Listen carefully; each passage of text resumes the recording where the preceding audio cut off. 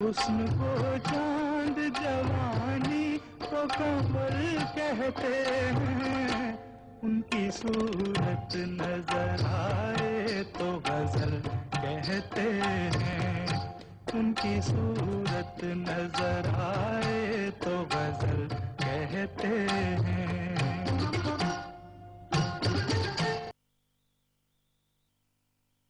حسن کو چاند جوانی کو کمر کہتے ہیں، ان کی صورت نظر آئے تو غزل کہتے ہیں، ان کی صورت نظر آئے تو غزل کہتے ہیں۔ Welcome back after the break. ناظرین، پروگرام آپ دیکھ رہے ہیں غزل شب ڈی ایم گلوبل ٹیلی ویژن نیٹ ورک پر۔ ہمارے ساتھ آج دو بہت ہی معزز شخصیات یہاں موجود ہیں، جن کی خصوصاً برطانیہ میں اور مینچسٹر میں اردو زبان و ادب اور ثقافت کی ترویج میں بہت بڑا ہاتھ ہے۔ میں کہوں گا کہ پائنیئرز میں سے ہیں کہ انہوں نے اردو کی ترویج کے لیے بہت کام کیا ہے، اور اس کی جتنی بھی برانچز ہیں یا اس کی جتنی بھی اصناف ہیں اردو کی، نثر میں، شاعری میں اور ثقافت میں بہت کام کیا ہے، اور اس کو آگے لے جانے کے لیے بڑی محنت بھی کی ہے ان لوگوں نے۔ میرے ساتھ موجود ہیں شکیل قمر صاحب اور محمد اظہر صاحب۔ شکیل قمر صاحب اور محمد اظہر صاحب کی جوڑی، ناظرین، مینچسٹر میں جوڑی کے نام سے ان کو لوگ ابھی بھی یاد کرتے ہیں، اور بہت عرصے سے اکٹھے دیکھے جاتے ہیں، کام کرتے ہیں ساتھ مل کر۔ اردو ادب کے لیے ان دونوں شخصیات نے بہت کچھ کیا ہے۔ سفیر کے نام سے ایک میگزین ان دونوں نے وہ چلایا، سجاد کے نام سے میگزین دونوں نے چلایا، ابھی تک چلا رہے ہیں۔ ایک ایڈیٹر ہے، ایک ڈپٹی ایڈیٹر ہے، ایک پبلشر ہے، تو ان کا ایک دوسرے کے ساتھ اس قسم کا تعلق ہے کہ دونوں مل کے دونوں ایک دوسرے کی خدمت کر رہے ہیں، دونوں مل کر ادب کی خدمت کر رہے ہیں، اس ادبی خدمت کر رہے ہیں اس حوالے سے۔ اور ایک روزنامہ ہے نا جی، عوام، روزنامہ عوام برمنگھم سے، جو ابھی تک چل رہا ہے، ان کی بنیاد ان دو اشخاص نے رکھی، اور وہ اپنے تئیں اردو ادب کی مقامی طور پر بہت خدمت کر رہا ہے یہ روزنامہ، اور یہ سفیر اور سجاد۔ اس کے علاوہ بھی ان دو اشخاص نے یہاں پر اردو ادب کی ترویج میں کچھ چیزوں کی اختراع جو ہے وہ یہاں پہ جاری کی یا اس کی بنیاد رکھی۔ مثلاً ایک جو کریڈٹ پر ان کے ہے کہ میں نے کبھی یہ نہیں سنا کہ کسی مشاعرے میں لوگ پیسے دے کر یا پے کر کے اس مشاعرے کو سننے کے لیے آئیں، اور ان دو اشخاص نے مینچسٹر میں پیڈ مشاعرہ جو ہے یہاں کروایا، اور بہت کامیاب کروایا۔ مزید گفتگو ہم کریں گے، اجازت دیجیے ایک کال لیتے ہیں، ہم کافی دیر سے انتظار میں جی، دیکھتے ہیں کون کہاں سے۔ جی السلام علیکم۔ ہلو، السلام علیکم جی وعلیکم السلام، کون صاحب بول رہے ہیں، کہاں سے؟ شاہ صاحب، سرفراز سیال عرض کر رہا ہوں۔ جی سرفراز طالب سیال صاحب، کیسے ہیں حضور برلے سے؟ ماشاءاللہ، اللہ کا بڑا کرم ہے جی، آپ سنائیے، آپ ٹھیک ہیں؟ بالکل ٹھیک، بڑے خوبصورت مہمان بٹھائے ہوئے ہیں، یقیناً قمر صاحب ہیں، اظہر صاحب ہیں۔ یقیناً سر، میں نے تو صرف آپ کو مبارکباد دینے کے لیے فون کیا ہے اس رات کے اس پیر جو آپ اردو ادب کی خدمت کر رہے ہیں، یقیناً بہت بڑی بات ہے، اور دو خوبصورت مہمان ان کو سنیں گے آج۔ یقیناً بس آپ کو یہ جتلانا تھا کہ میں بھی پروگرام سن رہا ہوں آپ کا۔ بہت شکریہ، لیکن جانے سے پہلے کچھ نذرانہ تو ہمیں کچھ ذرا عطا کرتے جائیے نا جی، شاعر ہیں، کچھ تو سرفراز کیجیے۔ سرفراز صاحب کوئی سرفراز کے لیے کوئی ایک آدھ شعر تو سنائیں، اور مجھے آپ کا شرارتی چہرہ سامنے آ رہا ہے۔ بالکل۔ اظہر صاحب السلام علیکم، کیسے ہیں؟ ہاں سرفراز، آپ کا شرارتی چہرہ سامنے آ گیا، پیارا پیارا سا۔ سر، آپ کی نظر صرف ایک شعر عرض کرتا ہوں، اس کے بعد پھر آپ بھی کو سنیں گے۔ جی۔ کچھ خواب جل رہے ہیں میرے کائنات میں، واہ واہ، واہ کچھ واہ، خواب کچھ خواب جل رہے ہیں میرے کائنات میں، روشن نہیں ہے رات فقط ماہتاب۔ ماہتاب، واہ واہ، کیا بات، بہت بہت شکریہ سر، بس آپ کا حکم تھا تو سنا دیا، ورنہ آج آپ ہی کو سننا ہے۔ بہت شکریہ جناب سرفراز صاحب، آپ کی محبتوں کا۔ وعلیکم السلام، بہت شکریہ آپ کی محبتوں کا بہت اچھے شاعر بھی ہیں, بہت اچھے انسان ظاہر ہے.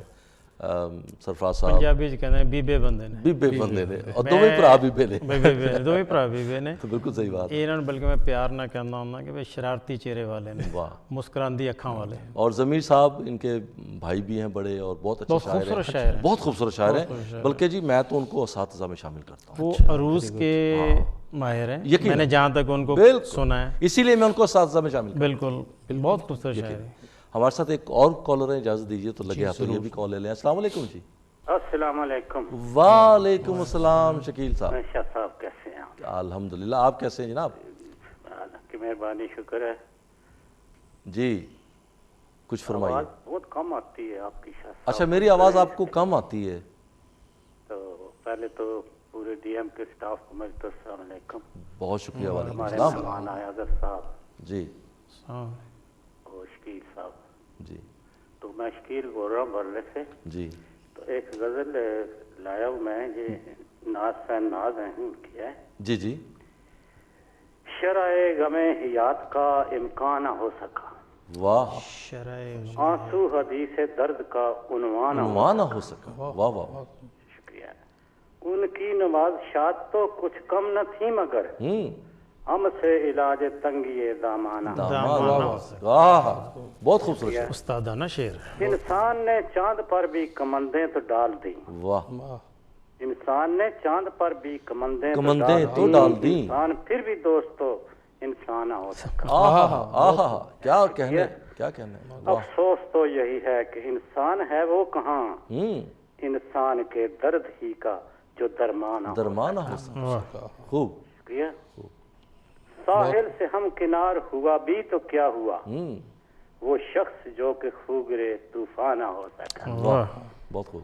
کہتے ہیں پروانہ جل کے راکھ ہوا اور بکھر گیا, پھر بھی حریف شمع فروزانہ ہو سکا. خوب. شاہ صاحب عنوان داستان تو وہی شخص ہی رہا جو شخص میری زیست کا عنوان ہو سکا. بہت اچھا. شکریہ. وہ کہتے ہیں پلکوں سے ٹوٹ کر یہ ستارے کدھر گئے, ایک اشک بھی تو زینت دامانہ ہو سکا. کیا کہنے. آخری شعر کہتے ہر ایک کلی کو دادے تبسم نہ مل سکی. ہر ایک کلی کو دادے تبسم نہ مل سکی, ہر ایک پھول نازے عروسانہ ہو سکا. شکریہ. آنسو حدیث درد کا عنوان نہ ہو سکا. بڑی مہربانی شاہ صاحب. تو اچھی سی کوئی غزل ہمارے مہمان سنائے ہمیں. آج ان دونوں سے ضرور سنیں گے جی انشاءاللہ. بڑی مہربانی شاہ صاحب. بہت شکریہ شکیل صاحب, آپ کی رائے کا, آپ کے کلام کا, بہت خوبصورت کلام آج آپ نے ہمارے ساتھ ہمیشہ کی طرح شیئر کیا ہے. اور میری کوشش شکیل صاحب اور دیگر ناظرین کے لیے عرض یہ ہے کہ میری کوشش آج یہ ہے کہ میں آج کچھ نہیں پڑھوں گا اپنی طرف سے. آج ان دو مہمانوں سے خوبصورت کلام جو ہے میں بھی سننا چاہوں گا, آپ بھی یقیناً جو ہے وہ سننا چاہیں گے. گفتگو ادھر سے ہی شروع کرتے ہیں. اظہر صاحب آپ سے میں یہ جاننا چاہوں گا کہ یو کے بھر میں, یورپ میں بہت ساری ادبی تنظیمیں ہیں, بہت سارا کام ہو رہا ہے, اور خاص طور پر نارتھ ویسٹ میں مقابلتاً, یہ میرا اپنا مشاہدہ اور تجربہ ہے کہ مقابلتاً یہاں پہ متواتر پروگرام ہوتے ہیں. میں بھی جاتا ہوں, آپ بھی تشریف لے جاتے ہیں. میں جاننا یہ چاہتا ہوں کہ ایک مختصر سا جائزہ اگر آپ اس کا پیش کر سکیں کہ یہاں پر جو تنظیمیں ہیں, ایک تو یہ کہ وہ کس حد تک اردو ادب کی ترویج میں کام کر رہی ہیں, اور پھر ان کی تنظیمی جو انتظامات ہیں, جس طرح سے وہ پروگرام کو کنڈکٹ کرتے ہیں, کچھ اس کے بارے میں ذرا روشنی ڈالیے گا پلیز. شاہ جی ہمیں تو ابھی میں آپ کو 20 سال پہلے لے جاتا ہوں. ہمیں وہ یاد ہے کہ انصاری صاحب ہمارے صدر ہوا کرتے تھے بزم ادب کے. جی.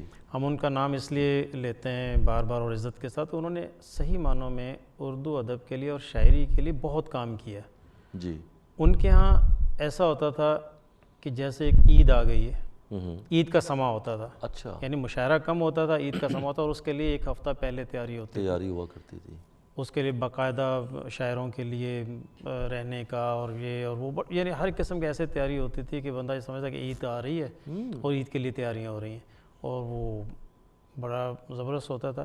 اور تنظیمیں ہیں وہ بھی کام کر رہی ہیں, یہاں اولڈم میں ہیں, ادھر ہیں, کافی کام کر رہی ہیں سارے اپنی اپنی جگہ پہ. صحیح ہے.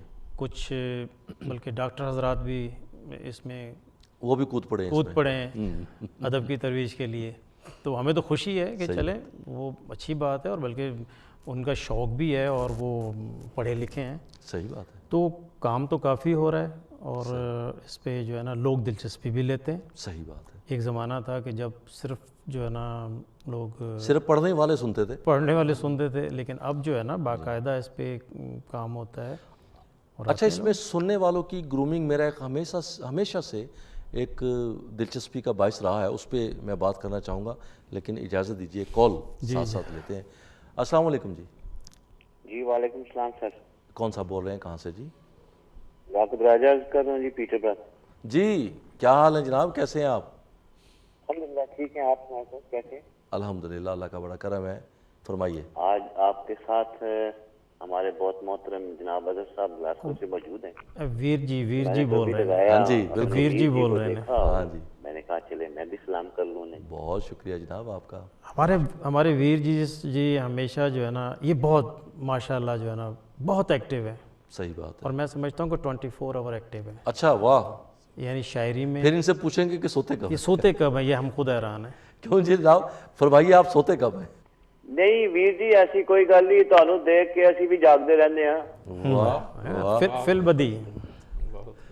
ہاں مہاراج جی بڑی خوشی ہوئی کہ میرے بھائی جو ہیں وہ آج یہاں موجود ہیں. میں شاعر تو نہیں ہوں, بس چند اشعار مجھے بھی پسند ہیں, اگر کہیں تو میں عرض کر دوں. بسم اللہ. واہ, ارشاد. وہ کہتے ہیں جی کھٹن ہے راہ گزر تھوڑی دور ساتھ چلو, ہاں بہت کڑا ہے سفر تھوڑی دور ساتھ چلو, تمام عمر کہاں کوئی ساتھ دیتا ہے, بالکل یہ جانتا ہوں مگر تھوڑی دور ساتھ چلو. واہ. یہ ایک شب کی ملاقات بھی غنیمت ہے, واہ. کسے ہے کل کی خبر تھوڑی دور ساتھ چلو. واہ. کھٹن ہے راہ گزر تھوڑی دور ساتھ چلو, ابھی تو جاگ رہے ہیں چراغ راہوں کے, واہ. ابھی ہے دور سر تھوڑی دور ساتھ چلو. تو آپ منظر جانا ہمیں بھی کرنا ہے, فراز تم بھی اگر تھوڑی دیر ساتھ چلو. تھوڑی دور ساتھ چلو. بہت بہت شکریہ جی. میں بھی آپ کو اجازت دیجیے ویر جی ہی کہہ لوں. نا جی بڑے پیارے بندے ہیں, کیونکہ ویر جی ہیں جی. بہت بہت شکریہ آپ کی کال کا, آپ کی رائے کا. آپ تھینک یو جی, اللہ حافظ. بہت شکریہ جی, اللہ حافظ. آپ پروگرام دیکھتے ہیں, میرے لیے بڑی خوشی کی بات ہے کہ آپ جیسے احباب جو صاحب خود بھی صاحب ادب ہیں, تو آپ اس پروگرام کو دیکھتے ہیں. یہ میرے لیے اس پروگرام کے بڑے صاحب ذوق بندے ہیں, بڑے صاحب ذوق انسان, اور یہ ڈیزائننگ بڑی خوبصورت کرتے ہیں. میرے بھی شعروں کے انہوں نے چند ڈیزائن انہوں نے بنائے فیس بک کے اوپر. واہ واہ واہ. گرافکس اچھی کرتے ہیں. گرافک اور شاعری کا ذوق ان کا بہت اچھا ہے. اچھا, ان کو پھر انشاءاللہ یہاں کسی وقت بہت اچھا ذوق ہے, لائیں گے انشاءاللہ. بلکہ یہ ایک ٹی وی کے لیے بھی جو ہے نا پریزنٹر کے طور پر بھی کام کر رہے ہیں. اچھا. برمنگھم میں, پیٹرزبرگ میں اور برمنگھم میں کہیں. اچھا. بہت بہت شکریہ جی. بہت شکریہ جی. ہمارے لیے بڑی اعزاز کی بات ہے. گفتگو ہم جی یہی کر رہے تھے کہ یہاں کی تنظیمیں جو ہیں وہ کس طرح سے خاص طور پر نظامت کے حوالے سے, پروگرام کو آرگنائز کرنے کے حوالے سے 20 سال پہلے آپ کرتے رہے ہیں, اور آج ابھی کل ہی آپ ایک پروگرام پرسوں دیکھ کر آئے ہیں. تو آپ کو کیا تقابلی جائزہ جب لیں گے تو کچھ کیا محسوس ہوتا ہے کہ یہ سفر کہاں تھا اور کہاں آ کے اور اب کہاں ہے؟ کچھ فرق اچھا محسوس ہوتا ہے کہیں؟ اگر تو شاہ جی ہم تنقید کے لحاظ سے دیکھیں تو ڈیفرنٹ ہے اینگل. ٹھیک. ذوق و شوق کی بات جہاں تک ہے وہی کہ آپ نے بھی دیکھا ہوگا کہ تھوڑے لوگ ہوں, اچھے سننے والے ہوں, تو مزہ آ جاتا ہے مشاعرے کا, اور شاعر کو چاہیے داد. دیکھیں جی, اس 100 لوگوں کا کوئی فائدہ نہیں جو پروگرام سے 90 اٹھ کے چلے جائیں, بالکل, لیکن ان 10 کا فائدہ ہے جو ایک بھی اٹھ کے نہ جائے, اور وہ اس کو سمجھتے ہیں, لفظوں کو سمجھتے ہیں اور انجوائے کرتے ہیں. صحیح بات ہے, لفظوں کا, اور وہ نکالتے ہیں, مین میخ نکالتے ہیں. بالکل مین میخ نکالتے ہیں کہ وہ یہ تلفظ ٹھیک نہیں تھا. اچھا, میں اس میں نا ایک ضمناً سوال یہ کرنا چاہتا ہوں کہ مشاعروں کے حوالے سے خاص طور پر جو مشاہدہ ہوا ہے, تجربہ ہوا ہے, اس میں میں سمجھتا ہوں کہ بہت سی جگہوں پر یہ دیکھا بھی گیا ہے کہ کچھ شاعر جان بوجھ کر کھل کر نہیں بھی پڑھ پاتے اس لیے کہ شاید سننے والوں کا وہ معیار نہیں ایکسپیکٹڈ نہیں ہوتا۔ اچھا، سننے والوں کی گرومنگ کے حوالے سے آپ کیا کہتے ہیں کہ وہ ذمہ داری کس کی بنتی ہے کہ ان کی گرومنگ ان کو بھی بتایا جائے کہ سننا کیا ہوتا ہے، تاکہ ان کو سننے کا ایک آداب ہے نا جی مشاعرے کو سننے کے بھی۔ میں یہ سمجھتا ہوں طالب علم کی حیثیت سے کہ شاعر کو سننے کے بھی ایک آداب ہیں، اس کو داد کہاں دینی ہے، قرر کہاں کہنا ہے، کس الفاظ کو اس کے ساتھ چلنا ہے، ردیف کافی کو اٹھا کے شاعر کے ساتھ کہاں چلنا ہے۔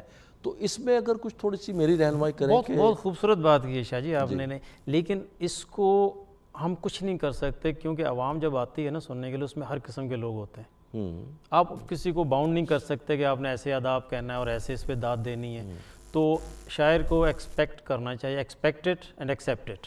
ٹھیک، لیکن کچھ شاعر میں نے دیکھے ہیں خال خال جو واقعی اپنا کلام پڑھنے کے دوران نا ناظرین کو انرجی دیتے ہیں، اور وہ ناظرین کو باتوں باتوں میں نا اشارتاً ضمنی بات کر کے کوئی کہہ دیتے ہیں کہ جی یہاں داد بنتی ہے اور یہاں آپ کو داد دینی چاہیے، تالیے کدھر ہیں۔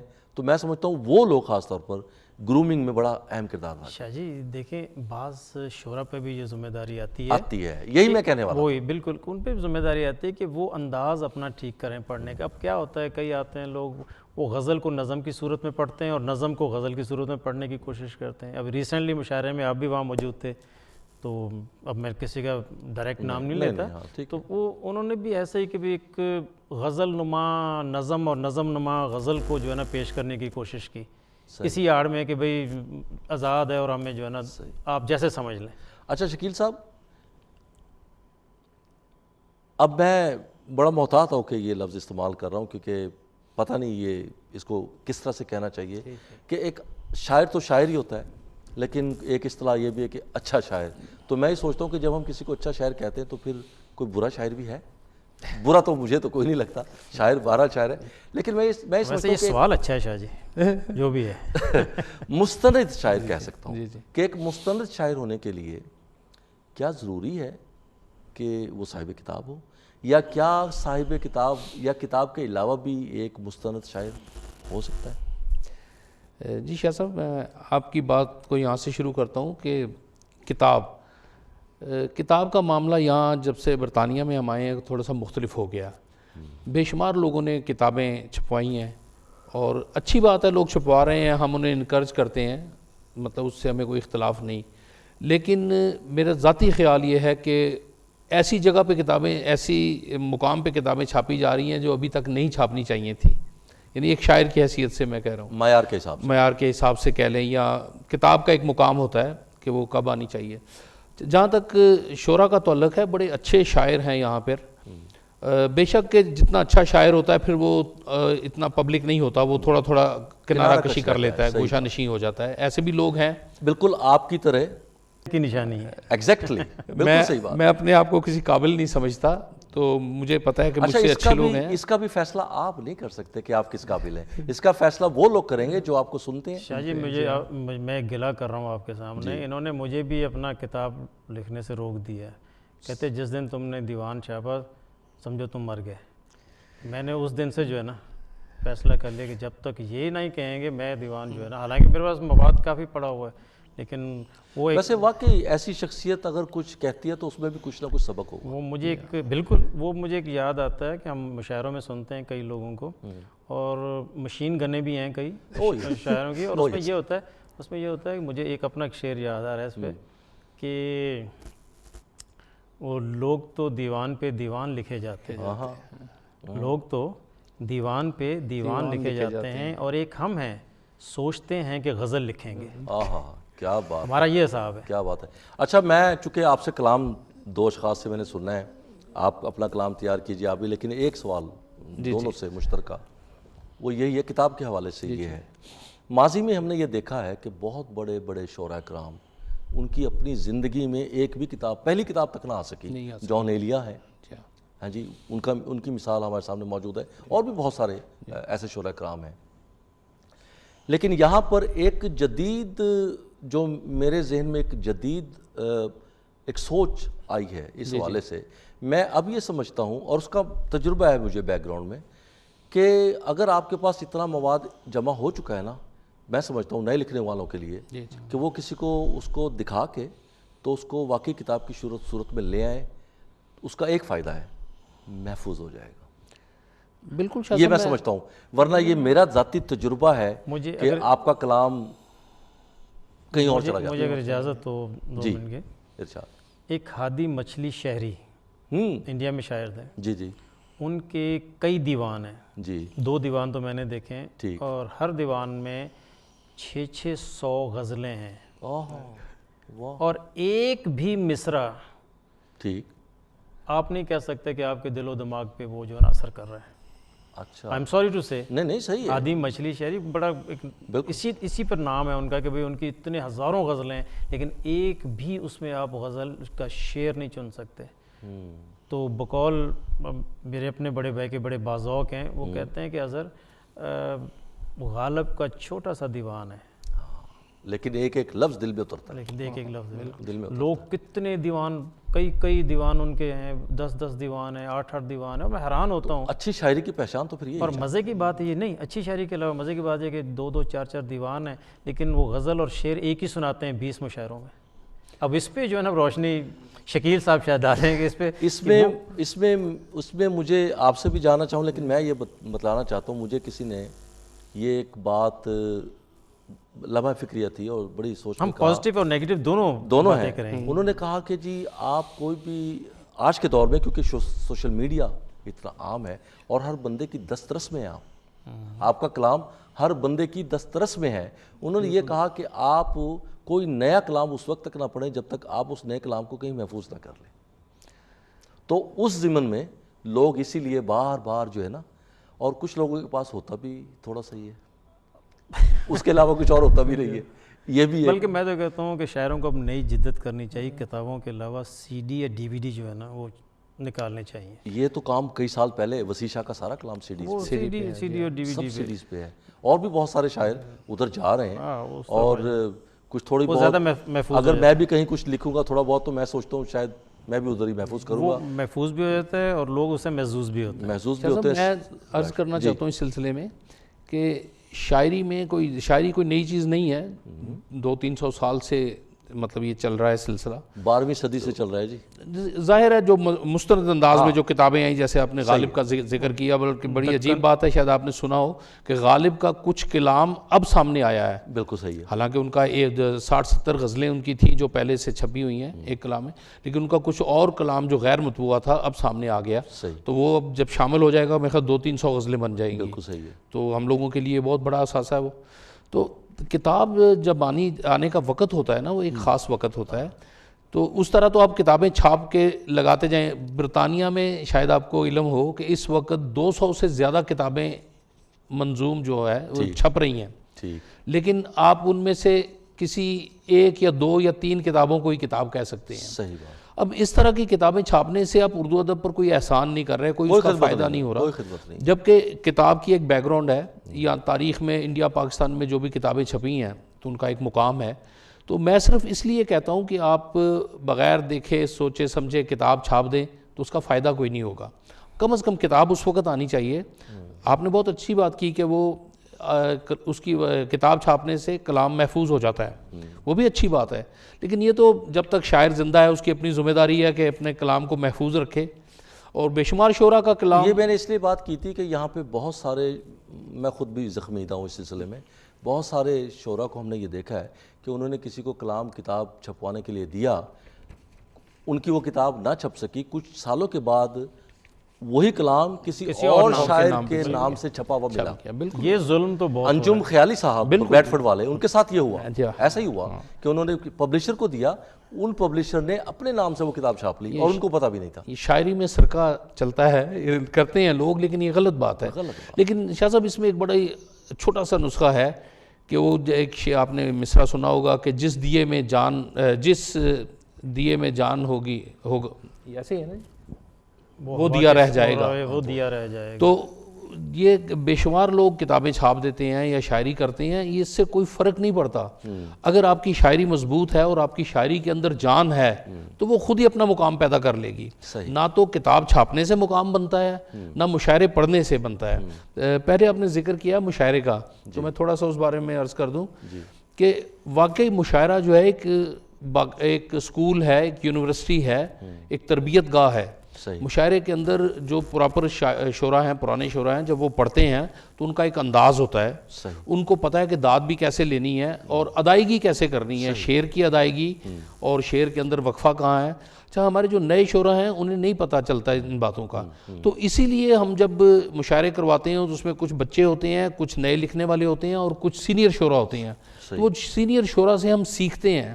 لیکن میں معذرت کے ساتھ آپ کی قطع کلامی کر رہا ہوں, ایک چیز کی کمی میں محسوس کرتا ہوں مختلف تنظیموں میں اور پروگرامز میں, باقاعدہ سکھانے کی کلاسز وغیرہ کوئی وہ انتظام کہیں نہیں. وہ ہو نہیں سکتا, وہ ہونا چاہیے. نہیں, وہ ہو نہیں سکتا اس لیے کہ ایک تو اس لیول کے اساتذہ بھی نہیں ہیں, لیکن ان کے پاس ٹائم نہیں ہے. اساتذہ نہیں ہے سے مراد میری یہی ہے کہ وہ ہے ہی نہیں, مارکیٹ میں دستیاب نہیں ہے. ان کے بھی بڑا فیکٹر وقت ہے, وقت نہیں ہے. دوسرا بات یہ کہ جو شاعری ہے نا اس کا آمد کے ساتھ زیادہ تعلق ہے. یہ صحیح بات ہے. آورد جب آ جاتی ہے نا, وہ کوئی ہوتا ہے, لیکن اس کے لیے بھی آمد کا ہونا ضروری ہے. بالکل صحیح. پھر آپ سورس بیس جو ہے وہ آمد ہے, اگر آورد کی بھی سورس بیس آمد ہے. اگر آمد نہیں ہے تو وہ بیٹھ کے 2 اور 2 4 لکھنا بڑا مشکل ہے شاعری میں. بہت سارے شعراء کو تو آمد اور آورد کے فرق نہیں پتہ, تو وہ پھر کیا مطلب وہاں. بہرحال ہم یہ تلقین نہیں کر رہے, وہی ہے کہ شوق ہے وہ لفظوں میں جیسے بھی آپ پرو دیں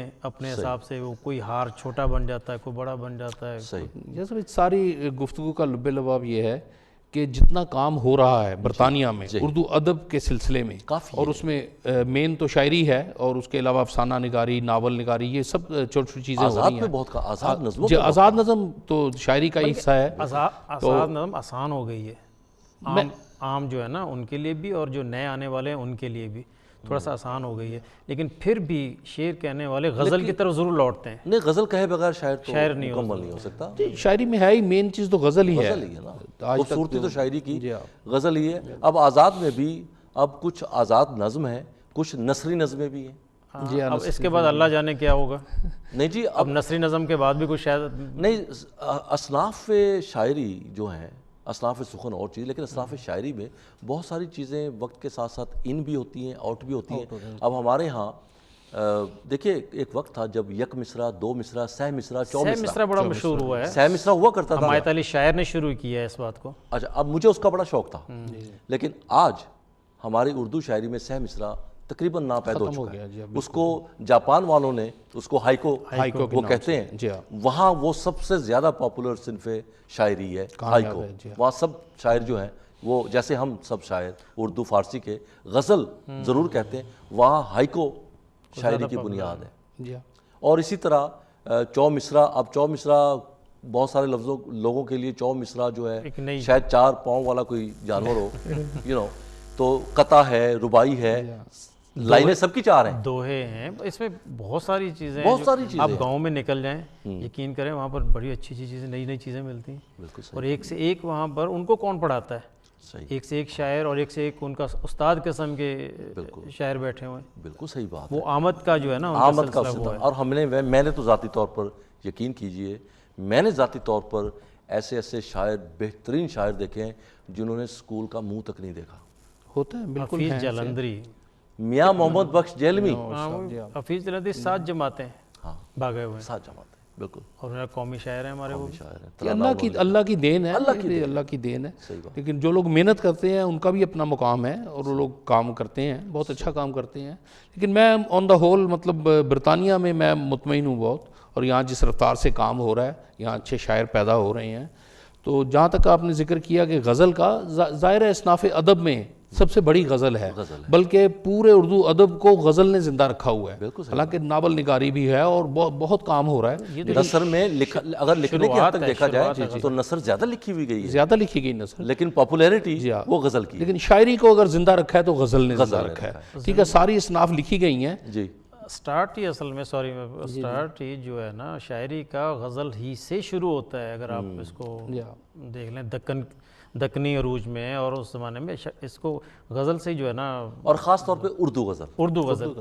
حالانکہ غالب کو لے لیں, اقبال کو لے لیں, بہت سارے دیگر شعراء, ان کا بہترین کلام جو ہے وہ اصل میں فارسی میں ہے, لیکن وجہ شہرت وہ اردو غزل.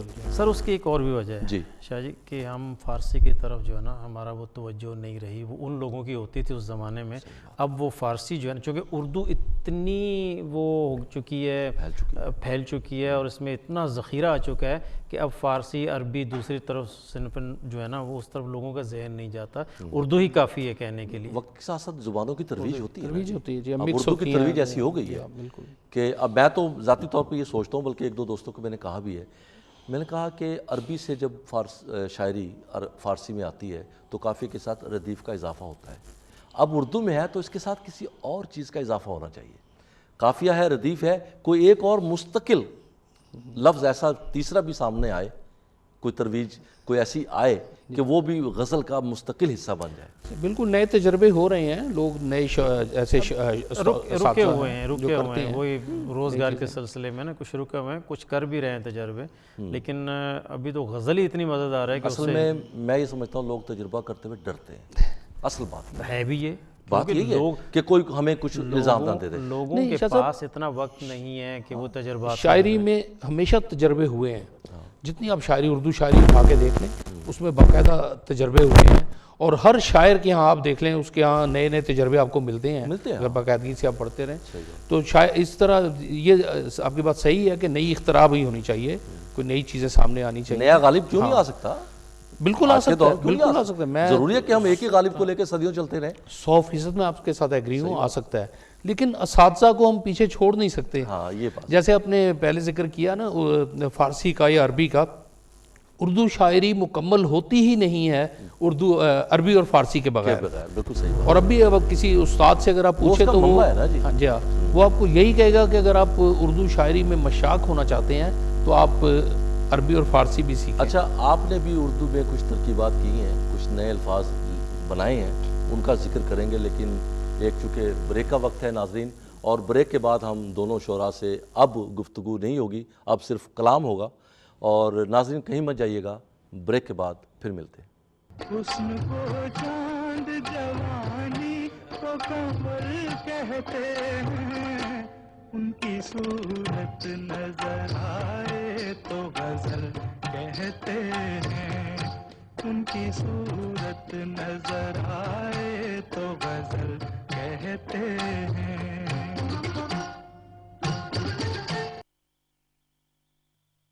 حسن کو چاند جوانی کو قمر کہتے ہیں, ان کی صورت نظر آئے تو غزل کہتے ہیں, ان کی صورت نظر آئے تو غزل کہتے ہیں.